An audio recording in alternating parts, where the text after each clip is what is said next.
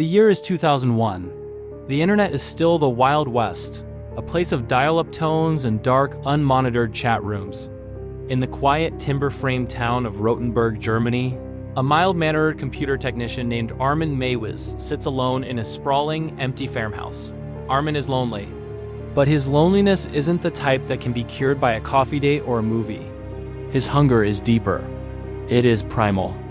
He wants to possess someone completely, to merge with them. So he types a message into a niche forum called the Cannibal Cafe. The post is polite, professional, and terrifyingly specific, looking for a well-built man, 18 to 30 years old, to be slaughtered and then consumed. You would expect this post to be ignored. You would expect it to be reported. But the internet is a strange place. Dozens of people reply. Most are role players, fantasists, or fakes, but then there is Bernd. Bernd is a successful engineer from Berlin. On the surface, he is normal. But inside, he carries a heavy, dark desire. He wants to leave this world, but he doesn't just want to die, he wants to be erased. He wants to be consumed. They meet at a train station. It looks like a typical first date. Armin is polite, Bernd is eager. They drive back to the secluded farmhouse in Rotenburg. This is where the story defies all logic. There is no cage. There are no ropes. Bernd is not a prisoner. He is a guest. They spend the evening talking. They discuss the plan like two architects discussing a renovation. Armin sets up a video camera. He wants to document this masterpiece.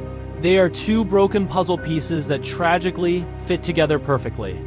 What happens next is a descent into madness, yet it remains eerily calm. In a scene that challenged every law in the German legal system, Bernd voluntarily swallows sleeping pills and alcohol. He gives Armin enthusiastic permission, to begin the mutilation.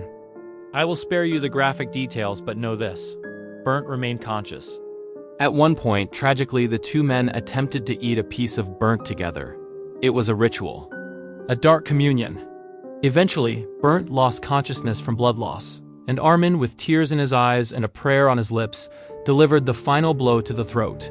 He didn't do it out of hate. In his twisted mind, he did it out of love. The aftermath: for the next 10 months, Armin Meiwes lived a normal life. He went to work, he chatted with neighbors, he mowed his lawn, but every evening he would return to his farmhouse, open the deep freezer and thaw a piece of Bernd. He ate him with potatoes and sprouts. He set a fancy table. He felt that Bernd was now with him forever, a part of his own body. How was he caught? No one reported Bernd missing. He had sold his car and written a will. Armin got away with it, but Armin got lonely again. He went back online to post another advertisement.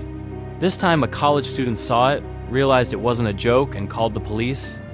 When they raided the farmhouse, they found the videotape. They found the meat in the freezer.